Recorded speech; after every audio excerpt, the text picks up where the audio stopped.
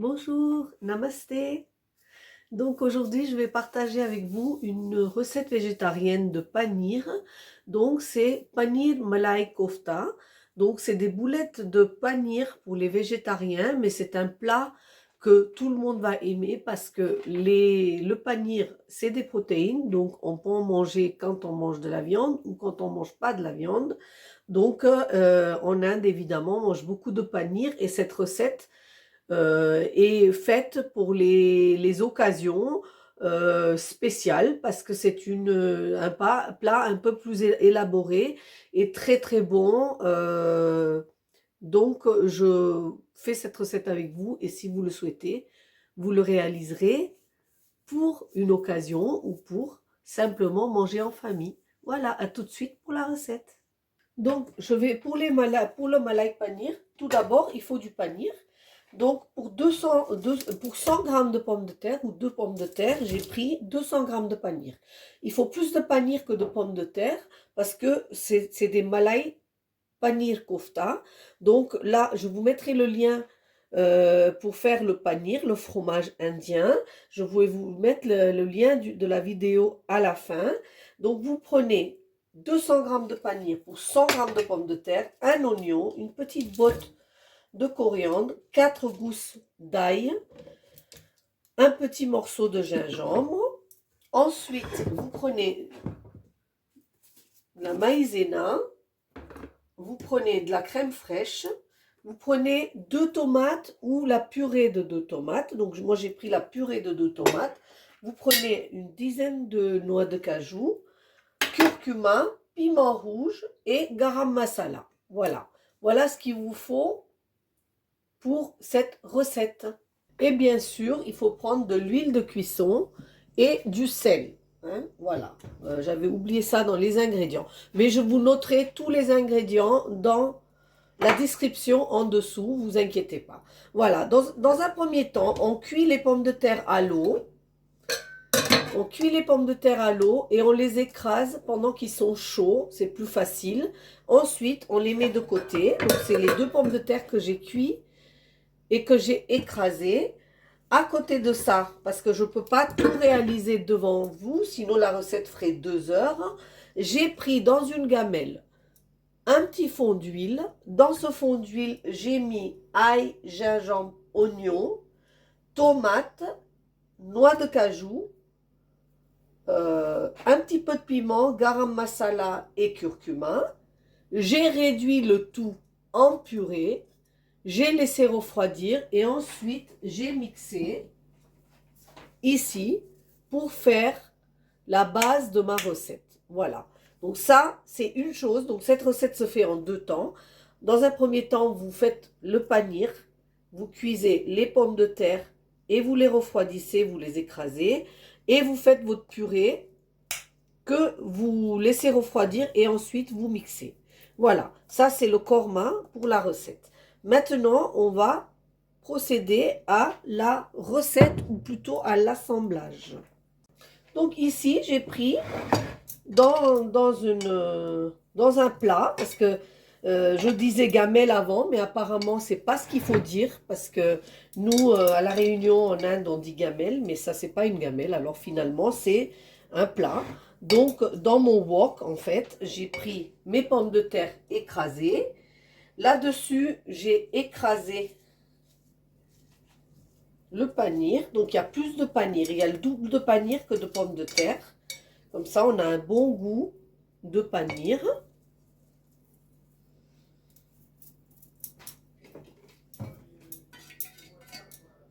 Donc, à ça, je vais mettre du sel. Je vais mettre une pointe de curcuma, une pointe de piment. Donc, je ne peux même pas dire demi-cuillère, c'est vraiment une pointe. Et une demi-cuillère à café de garam masala. Ensuite, je vais prendre quelques brins de coriandre pour donner une super couleur à mon plat. Voilà, je vais hacher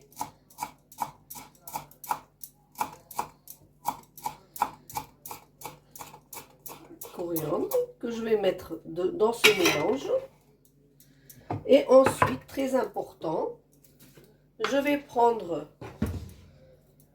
le maïzena parce que c'est ça qui va lier l'ensemble et je vais en mettre 4 cuillères. Donc pour 100 g de pommes de terre, 200 g de paneer, je mets 4 cuillères de maïzena. Je garde le pot à côté parce que parfois, selon les pommes de terre, on peut avoir besoin d'un peu plus de liant si les pommes de terre sont un peu plus humides. Voilà. Et là, je vais mélanger le tout et je vais faire une pâte comme une pâte à chapati ou une paratha ou naan ou ce que vous voulez, une pâte. Voilà. Donc, je vais travailler l'ensemble de mes ingrédients pour faire une pâte homogène. Alors, je pétris, je dégage tout l'amidon de mes pommes de terre, etc., toute l'humidité de mon panir, etc., pour pouvoir faire cette pâte bien lisse, pour ensuite pouvoir faire mes koftas. À côté de ça, dans une gamelle, j'ai chauffé de l'huile, parce que ensuite, je vais frire mes koftas pour pouvoir faire ensuite la recette. À tout de suite. Alors voilà, donc et là j'ai fait cette pâte là, vous voyez, que je vais laisser reposer 5 minutes. Pendant ce temps-là, j'ai préparé, je vous ai dit que j'avais préparé ma purée de korma. Ici sur le côté, j'ai fait chauffer de l'huile pour pouvoir faire mes boulettes par la suite. Et là, je mets un wok à chauffer dans lequel je mets un tout petit peu d'huile parce que dans mon korma ici, je n'ai pas mis beaucoup d'huile, j'en ai mis très très peu. Du coup,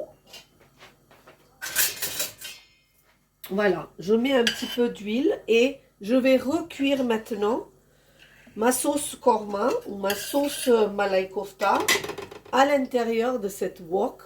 À côté de ça, ici, l'huile va chauffer et dans 5 minutes, je vais faire mes boulettes. Donc, c'est une recette où on fait plusieurs choses à la fois. Là, mon huile a chauffé, donc là, je vais verser toute la sauce. Donc, je vous répète, j'ai mis l'oignon, l'ail, gingembre dans une cuillère à café d'huile. J'ai mis l'oignon, l'ail, gingembre, les tomates, le curcuma, un petit peu de piment rouge, un petit peu de garam masala et les noix de cajou. Je les ai cuits jusqu'à ce que les tomates soient complètement fondues. J'ai refroidi et j'ai fait cette sauce korma. Là, ici, je vais mettre un peu d'eau pour le suite de la recette et je verserai dans ma sauce après.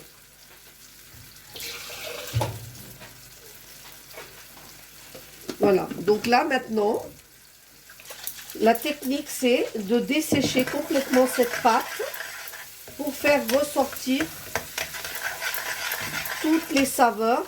Alors vous avez vu qu'il n'y a pas beaucoup d'épices dans cette recette, hein, parce qu'on veut vraiment sentir le goût du cajou et du panir. Donc vous ne laissez absolument pas sans surveillance, parce qu'à partir du moment où il y a de la noix de cajou, ça peut s'accrocher. Vous baissez le feu et vous réduisez cette sauce. Ici, mon huile chauffe. Et là, je vais commencer à faire mes petites boulettes. Alors, ce que je fais, comme d'habitude,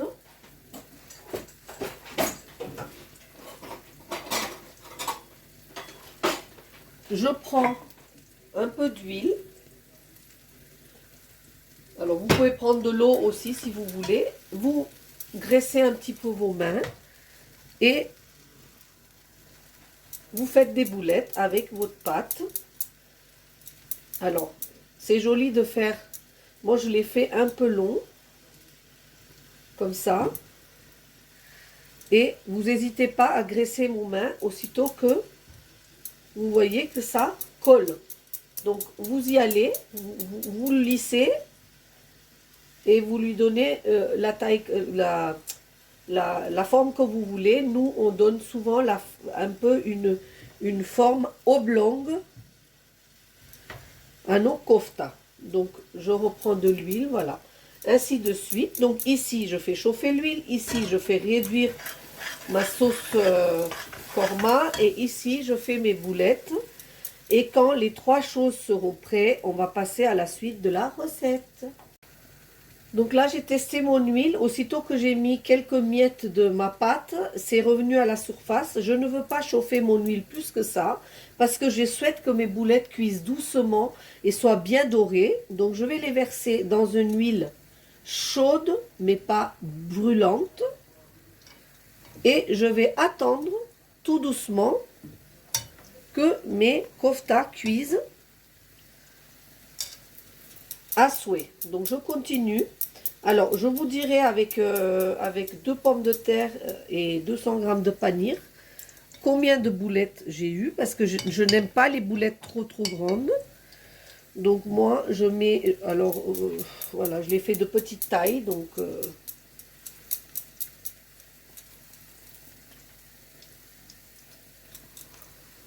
1, 2, 3, 4, 5, 6, 7, 8. Il y en a 9 là, je pense que je vais en faire 12, ce qui est très bien. Largement pour 3 personnes, puisqu'on mange à peu près 3 à 4 boulettes selon les mangeurs qu'on est. Hein? Ici, on n'oublie pas de touiller sa pâte. Vous voyez là, ça se décroche. Quand ça se décroche de la paroi, je prends... Oh mon Dieu, pardon, j'ai serré comme une malade. Donc voilà, là je vais verser cette liquide que j'avais récupéré de mon mixeur. Je vais essayer de touiller. Alors il me faut pas une sauce très épaisse parce que les koftas, ils vont aussi pomper la sauce, donc il vaut mieux qu'elle soit légèrement liquide. Voilà, ici, là, ça me convient. Là, je décroche tout ce qui est un petit peu collé sur les parois. Toujours à feu doux, hein. Il ne faut pas aller trop vite.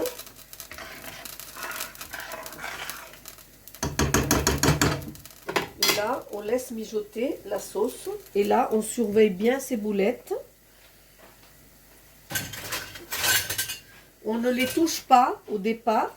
Et quand ils commencent à colorier, il y a seulement là où on les bouge légèrement. Même pas. On attend vraiment que un côté soit doré avant de bouger nos boulettes. Parce qu'on ne veut pas qu'ils se cassent. Donc je vais finir ces 3 dernières boulettes.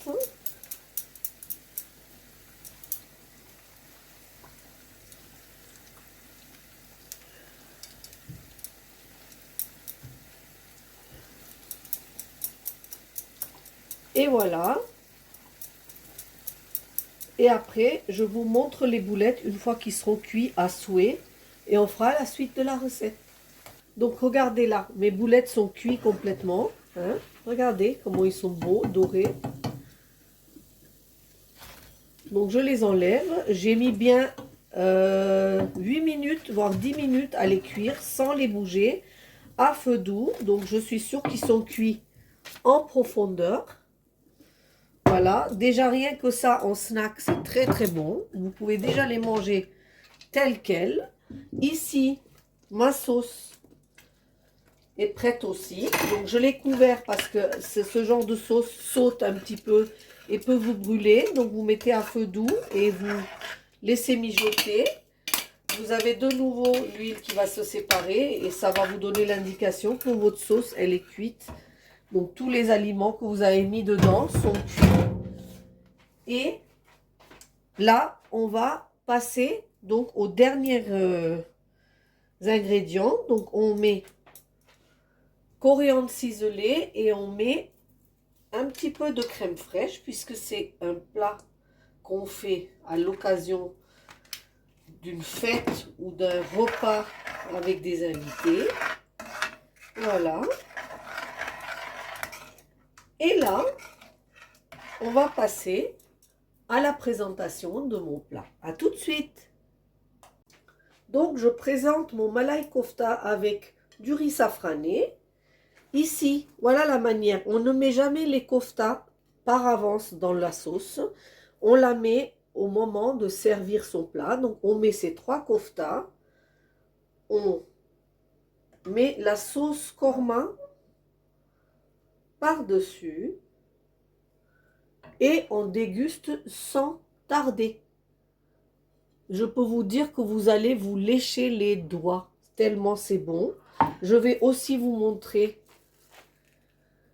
comment c'est à l'intérieur. Donc vous voyez, c'est aérien, c'est cuit. Et ça, c'est parce que j'ai bien pétri comme il faut ma pâte et j'ai rentré de l'air dedans. Donc mes koftas ont gonflé. Voilà. Donc j'espère que vous allez essayer ce magnifique plat de malai kofta de panir avec du riz safrané. Vous allez prendre votre mal en patience parce qu'il y a plusieurs étapes à cette recette, mais il n'y a rien de sorcier. Si vous suivez tout ce que je vous dis, vous allez y arriver comme ça. Dites-moi si vous avez des difficultés pour que je puisse vous répondre. Si vous avez des suggestions ou des questions, n'hésitez pas à les poser. Je vous dis à bientôt pour une autre recette. Namasté!